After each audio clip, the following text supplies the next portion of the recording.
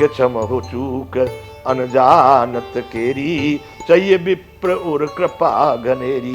यदि आप सही ब्राह्मण हैं तो आपके हृदय में बड़ी कृपा होनी चाहिए, इसलिए उसमें अनजाने में जो कुछ भी तुम्हारी उसकी बात होगी उसको भूल जाओ। ब्राह्मणों के हृदय में बहुत कृपा होनी चाहिए। इसलिए महाराज अब क्रोध को छोड़िए, शांति से बैठे। हम हैं तुम हैं सरबरे कसनाथा। महाराज हमारी और आपकी कैसे बराबरी हो सकती है? राम जी कितने विनम्र हैं, तीनों लोकों के स्वामी है, जीतने की सामर्थ्य, फिर भी परशुराम जी की कितनी प्रार्थना कर रहे हैं। कहो न कहां चरण कहां माथा। महाराज हमको और आपको कैसे बराबरी हो सकती है? बताइए कहां चरण और कहां माथा। यहां ये नहीं कह रहे कौन चरण है कौन माथा है। राम जी ये भी संकेत दे सकते हैं कि तुम हमारे चरण में ही हो, हम तुम्हारे माथे वाले हैं। कह रहे हैं कि हम ही तुम्हें सरबर कस नाता। बोलो हमारी आपकी कैसे बराबरी हो सकती है? बताओ कहां चरण और कहां सिर, और कौन चरण पर कौन सिर पर। ये बात नहीं कि भाई हम चरण है तुम सिर हो। अगली चौपाई भी ये नहीं कह रही है। वो कहना चाह रहे कि राम मात्र लघु नाम हमारा, परशु सहित बड़ नाम तुम्हारा। हमारा नाम राम मात्र, तुम्हारा परशुराम बड़ा नाम है, परसे के साथ में नाम है तुम्हारा। तो हमारा तो छोटा नाम है राम। तो महाराज हमारा तुम्हारा कैसे बराबरी हो सकती है? देव एक गुण धनुष हमारे, 9 गुण परम पुनीत तुम्हारे। अब राम जी ने उनकी कुंडली खोलना शुरू किया है, उनके सारे हिसाब किताब को राम जी बताने लगे हैं।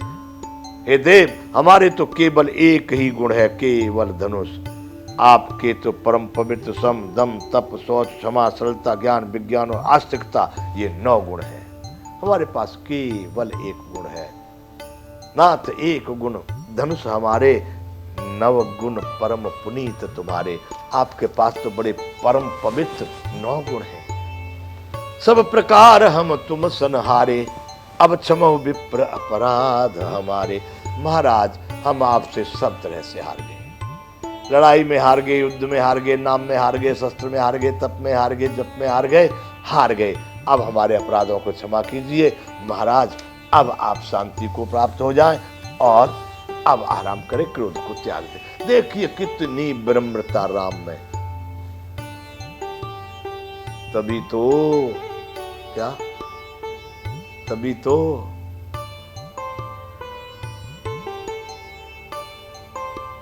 ये वार्ता सुनिए तुमने। तभी तो क्या है? तभी तो बार बार मुनि विप्रवर कहा राम सन राम। 282वां दोहा बंधुओं।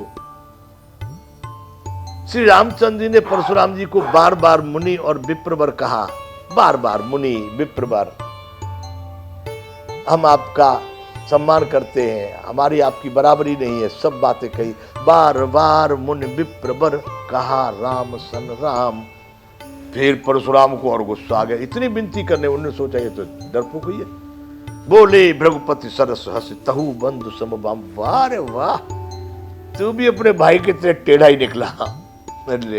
राम जी ने कहा ये तो बड़ा दूर थे, सब तरह से विनय कर ली, इतने समाज के सामने क्षमा मांग रहे हैं, याचना कर रहे हैं, पैरों में गिर रहे, फिर भी क्या बोले? बोले भृगुपति सरस हंसे, बड़े गुस्से के साथ में मुस्कुराते हुए बोले, तू भी अपने भाई की तरह से टेढ़ा ही है। राम जी तो भाई बड़े चक्कर में पड़ गए। इतने कहने पर अब परशुराम जी राम जी को धमका रहे, निपटे दुज कर जान है मोही, मैं जस विप्र सुनावूं तो ही सुन। तू कोरा पंडित जान रहा मुझको, कोरा ब्राह्मण।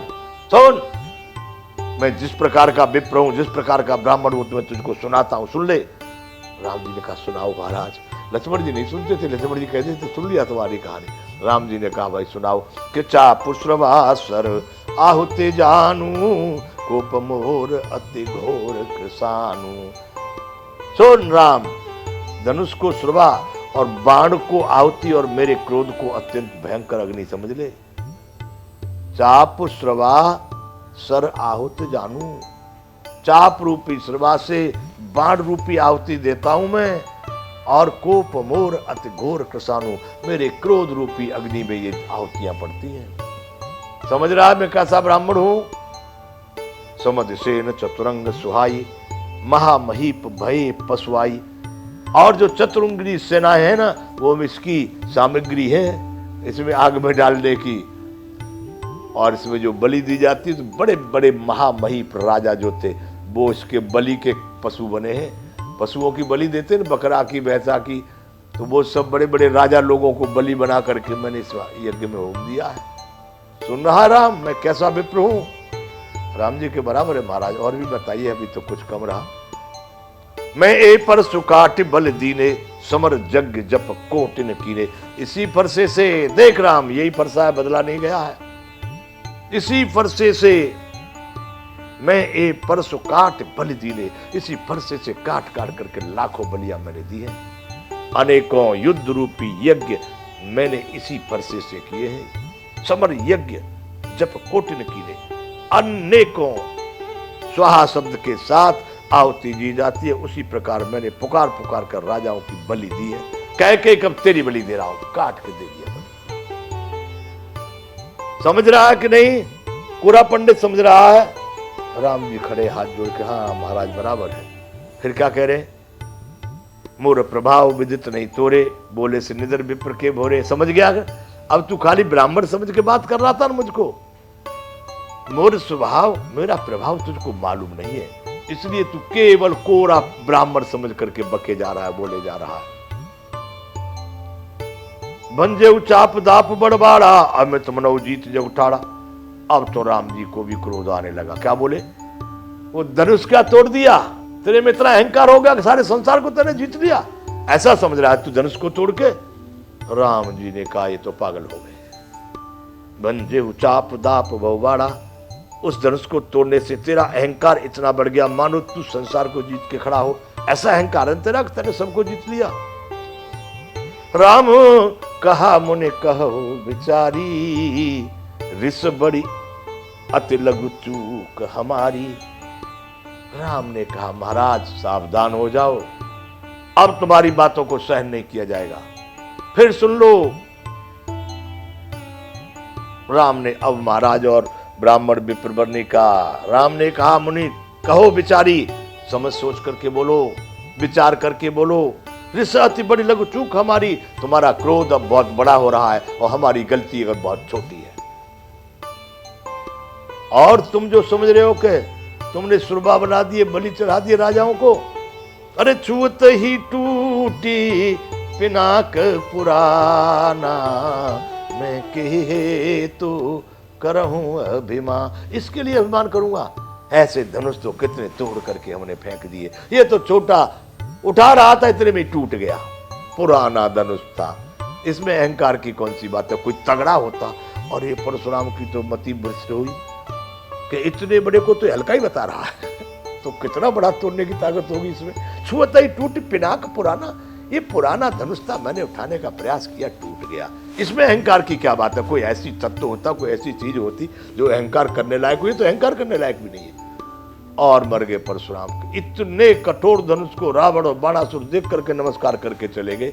उसको ये कह रहा है कि छूते ही टूट गया, ये तो कोई ताकत वाली काम नहीं था। अब राम जी ने कहा ये है 283वां दुआ बालकांड का। सुनो, अभी हम आपके हाथ जोड़ रहे थे, पैर पड़ रहे थे, क्षमा मांग रहे थे, तुमने अपनी कहानी बता दी, अब थोड़ी हमारी कहानी सुन लो। अच्छा, तुम भी अपनी कहानी सुना रहे हुए, सुनाओ। क्या? जो हम निद रहे विप्र बधे, सत्य सुनहु भृगुनाथ, तो अस को जग सुभट जे, भय बस ना वही मात। सुनो भाई परशुराम जी, यदि हम सचमुच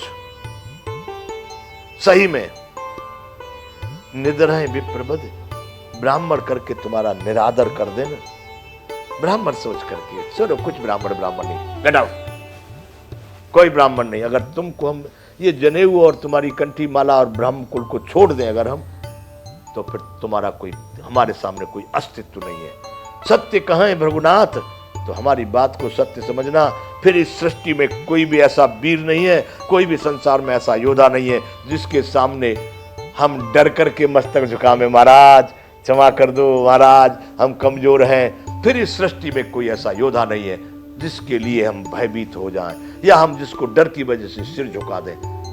केवल तुम्हारा ब्राह्मण भेष देख, यदि हमने ब्राह्मण भेष को निरादर कर दिया तो तुम्हारा कोई स्तर नहीं है हमारे सामने। भाई बात गजब की बात। अब तो परशुराम ने कहा कि ये भी डर आने लगा, पहले उसको गाली दे रहे थे तो ये भी। और सुनो, तुमने अपनी कहानी सुनाई है, तुमने तो यहाँ की बात की है, राजा लोग बलि बन गए, हमने बहुत सारे यज्ञ कर दिए, हमारी कथा यहाँ तक